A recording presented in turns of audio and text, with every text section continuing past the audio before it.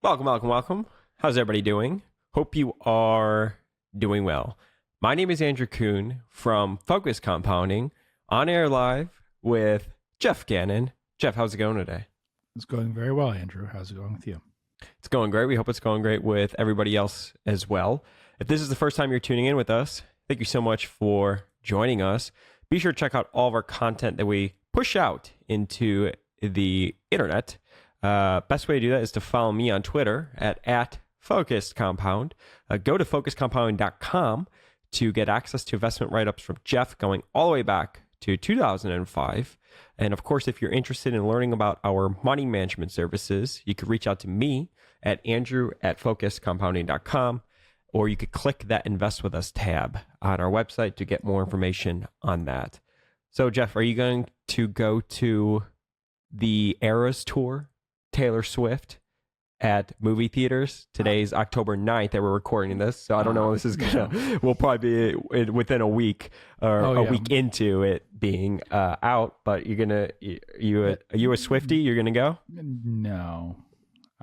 No. We'll see. Now, if the theaters keep putting out things that aren't movies, I might not have a record of going every week upheld there. Yeah.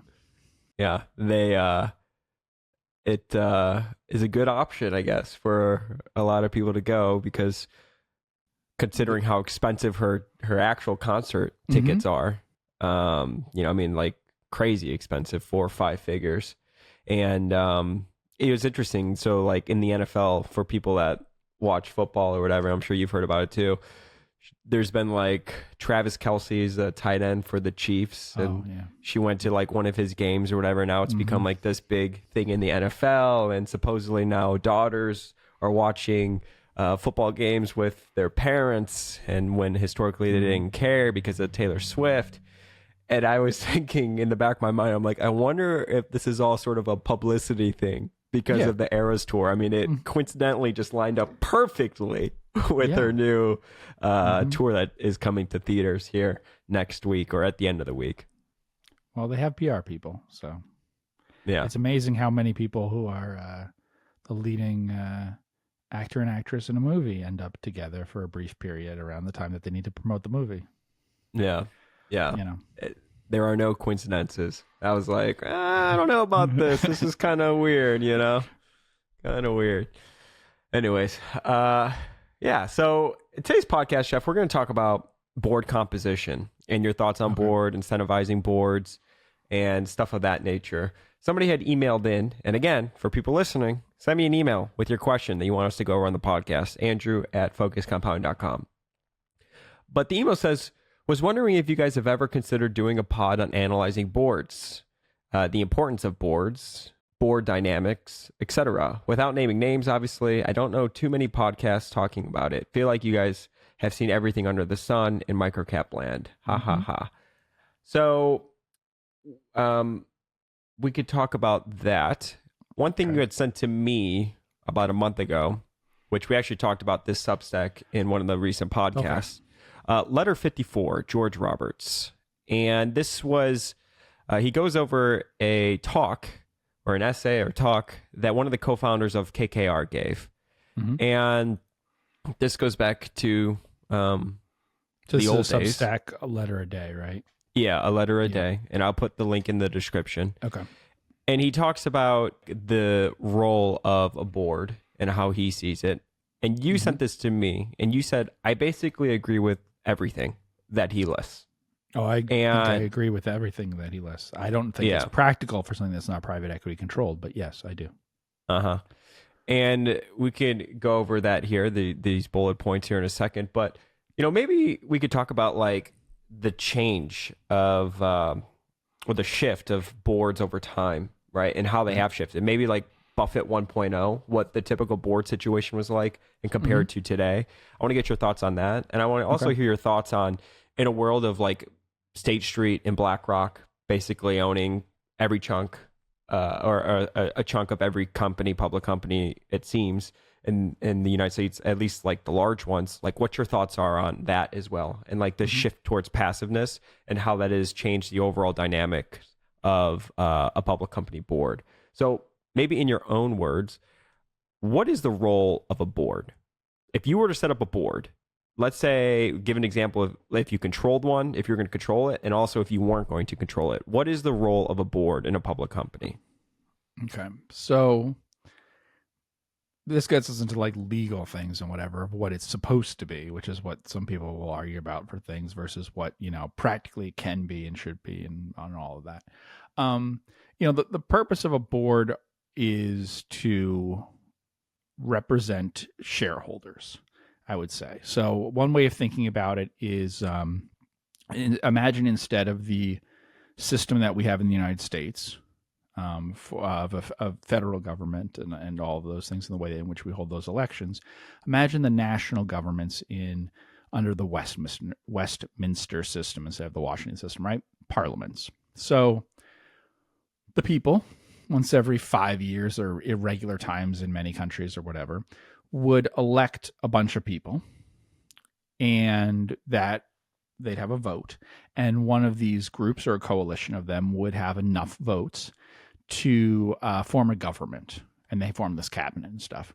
Now that cabinet is basically what their relationship to the public is basically what the relationship of directors to the shareholders should be, which is realistically, this is a consensus in agreement majority group and does not represent the outside minority things. So like if this is 55% of the voters want this, the board is not there to have a variety of the different views. It is actually functioning and carrying out stuff. So it doesn't have, normally boards don't have dissident directors on them in the same way that a government in a parliamentary system has a minority in parliament, but they don't invite them into the cabinet, right? So the government itself that does all these things is, completely shuts out the outside views. So same thing here with directors. It's not really for debating the things that will be decided in the shareholder votes, right? Nor should it be. But it's for carrying things out. And then it's just a question of Buffett's stewardship thing. That's it. They pick people, right, to run things, and they monitor those people. And there's a lot of talk about management and stuff. We can talk about that. But for the most part, a lot of things about management and leadership, I think, overlook from the shareholder perspective. The more important thing is stewardship. A lot of it is not necessarily that important in terms of what your strategy is, as in terms of that you're the right person with the right attitude to carry these things out, and that you do a good job of it. And that is a ton of what the actual results you're going to get are, and not what the company says that, all these things. Whereas if you read a management book, it's going to look at it from the other perspective of strategy and all these things. Those aren't necessarily the most important things to investors. The important things to investors are like the alignment and the accountability, and also the drive to action, to being active and stuff, of a management team, more so than what strategy they adopt and stuff. Sure, we talked about Six Flags and things. The strategy is critical and what they choose to do and everything. And there's a big pivot there.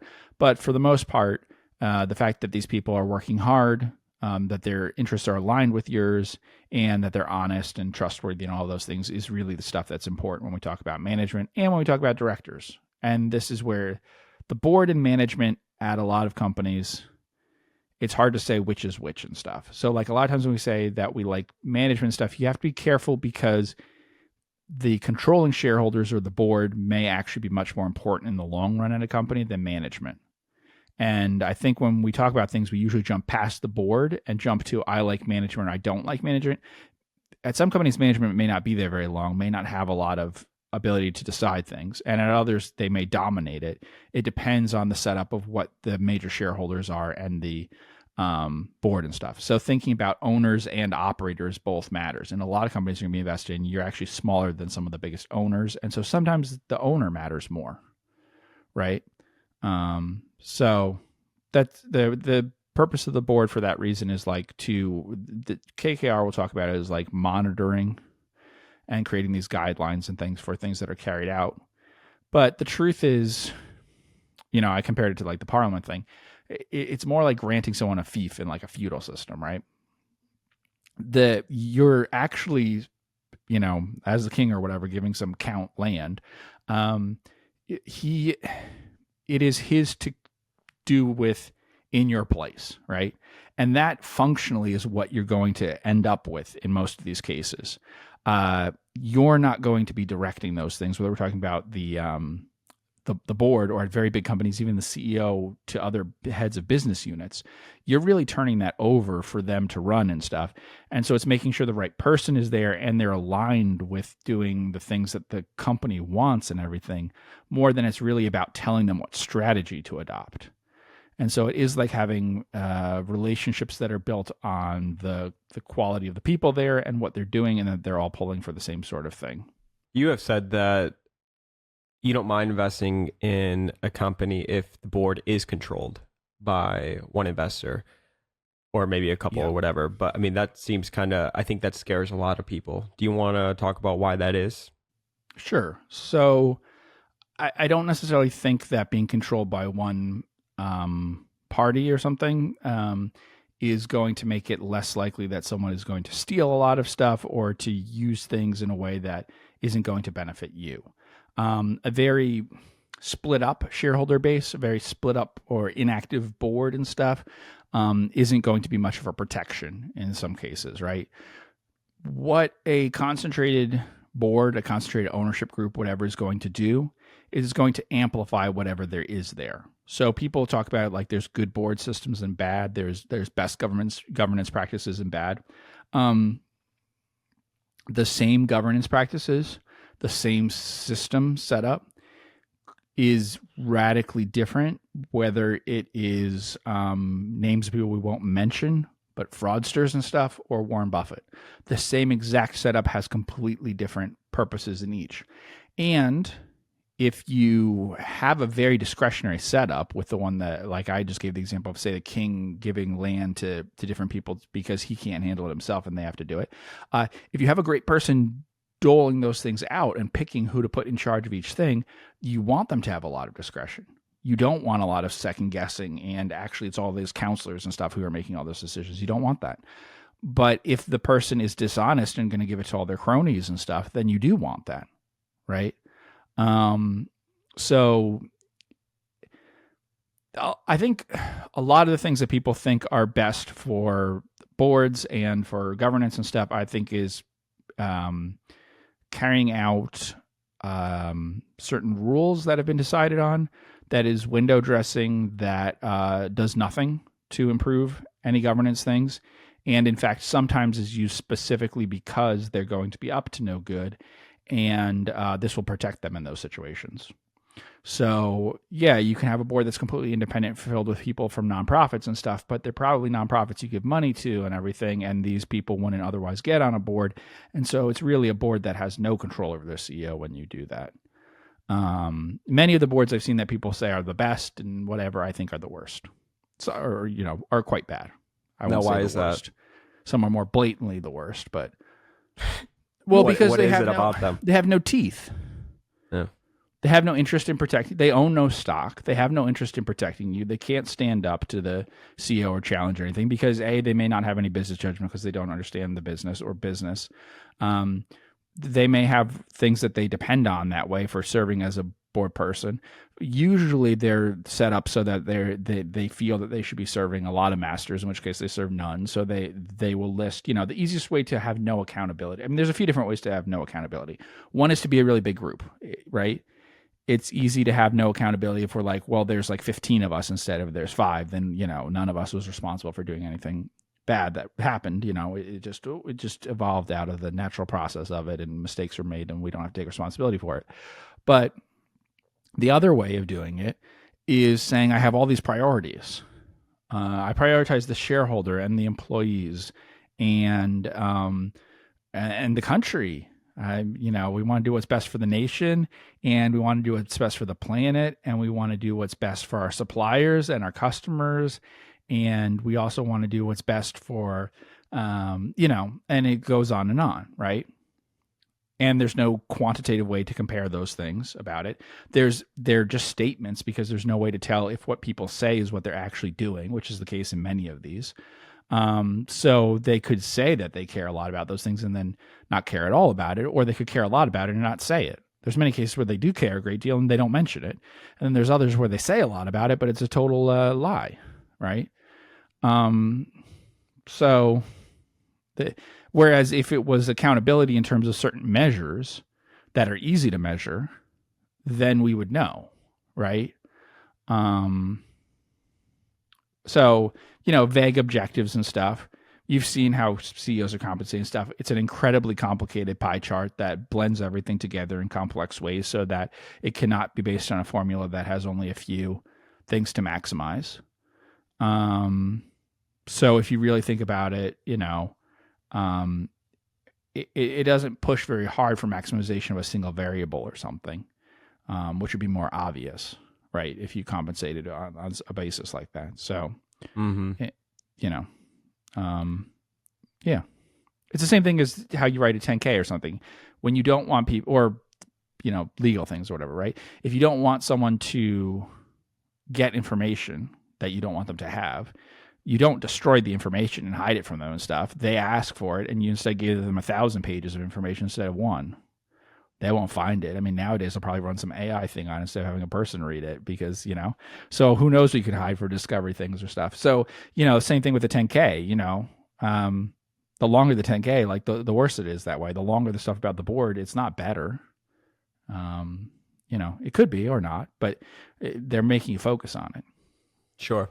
So he had said that he had felt that there are 5 measures companies can institute that can help assure that shareholders are effectively served by their boards and managers. And we'll just go through these.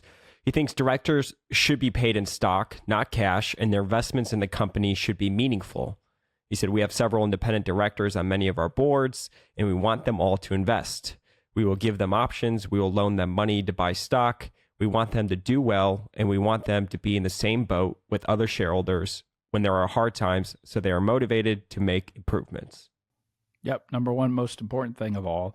The key here is what's key is the size of the investment relative to the importance of the salary for them. If this is an important part of their net worth. Now, if it gets to be too big and stuff, then it won't matter. But if they're not a super rich person, some sort of billionaire or something, but they have a large stake relative to like their salary and stuff, then this is really helpful. In most cases where I see this, where people get excited about, the problem is it's not that important because they own 2.5 times their salary or something, right?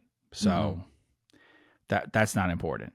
But if they have $3 million worth of stock and are paid $200,000 a year, that's huge. They're thinking like a shareholder then, right? How do you separate that from these professional managers that may get hired on and maybe don't have that $3 million? Then it's a question of,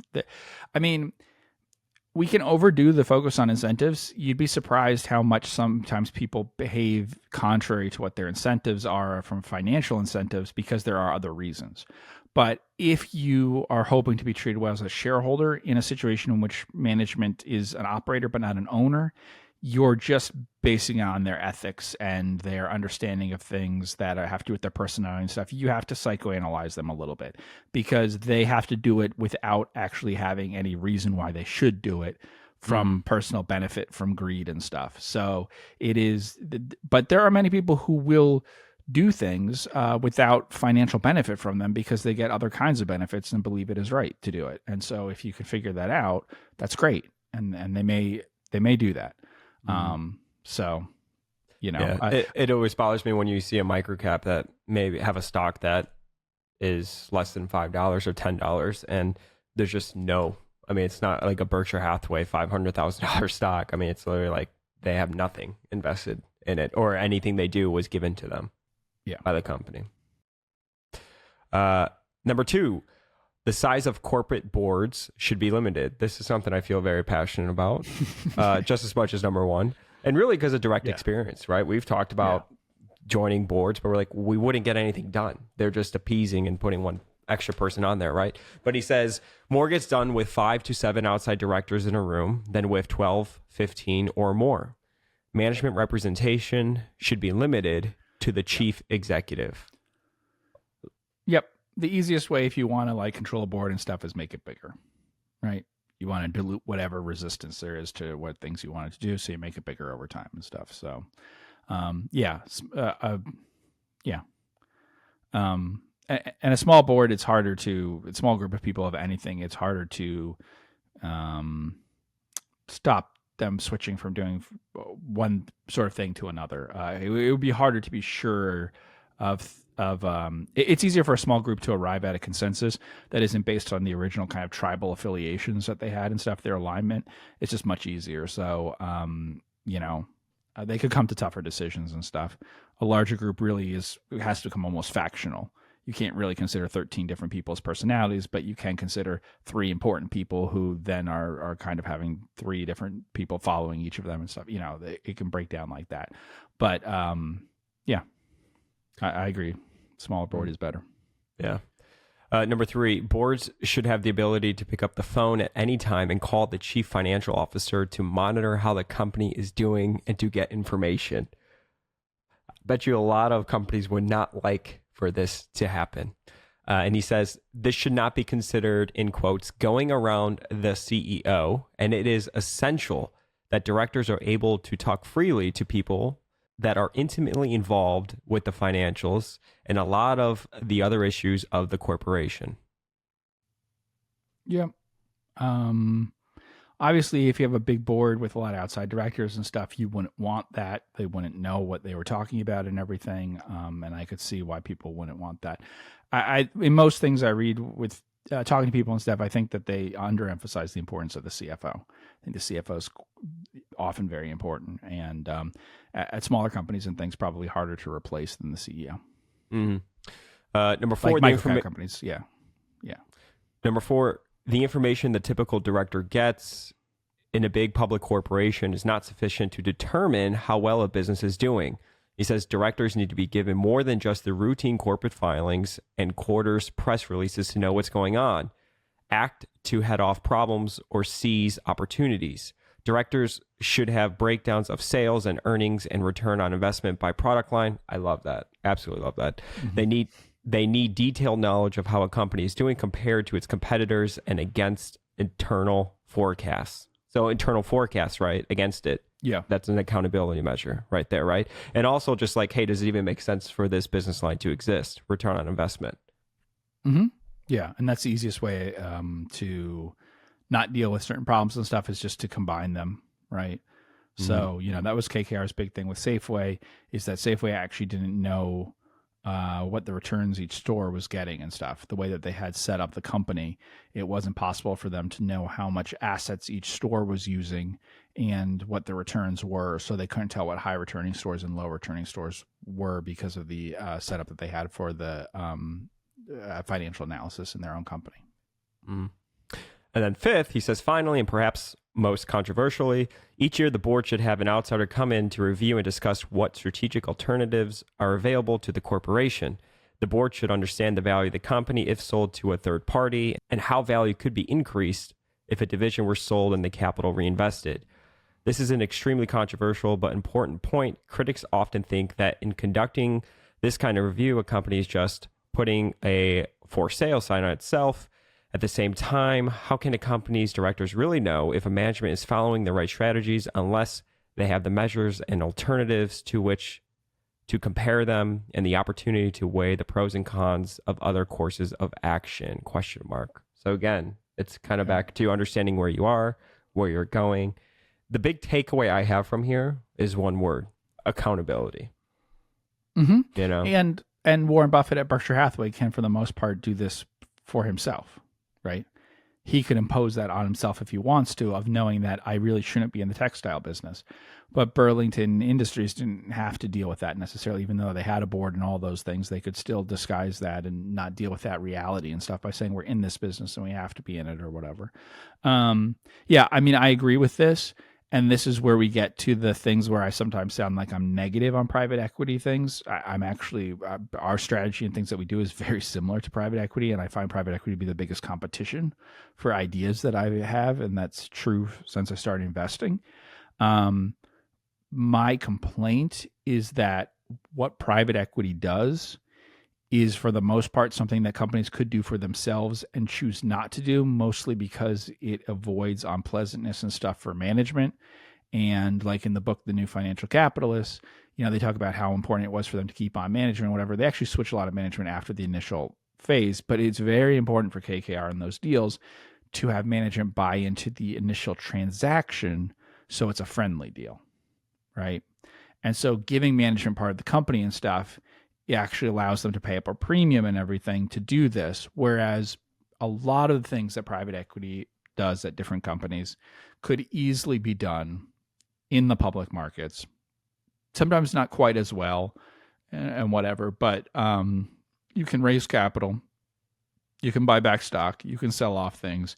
You can easily come up with 3 to 5 year plans regularly when you see a problem with the returns on capital and stuff that your business has. Your stock doesn't do well for a while. You could easily have the board say, let's come up with a 5-year plan. Let's put on however much times EBITDA on debt. Maybe at a public company it'd be 3 times instead of 6 or whatever they would come in with at KKR. Back in these days, it was very high. But, and let's come up with a plan to get rid of these units that don't meet this and to sell these things off. And, like the Japanese trading companies and some Japanese companies are doing now that trade below book value. But companies could do this all the time, and they don't. And a lot of the stuff that private equity does is a lot of the return is really based on very low-hanging fruit, that it's just possible that by really carrying out social skills, they're able to get enough buy-in from different people to avoid an unpleasant situation and to do something in a friendly way that really doesn't involve all that much. They do a lot of planning and all sorts of complex things, but if you look, that doesn't get them as much of the return as you might think. A lot of this is really basic in just taking a company that has not focused on shareholder returns and then getting them 100% focused on it. And it's just through incentives and the alignment of it and the buy-in. And that could be done a lot of different ways while keeping the company public, And so that's the big problem that I see there. But yeah, in terms of individual business units and stuff, this is very important that companies review this and should we sell this and should we get out of this?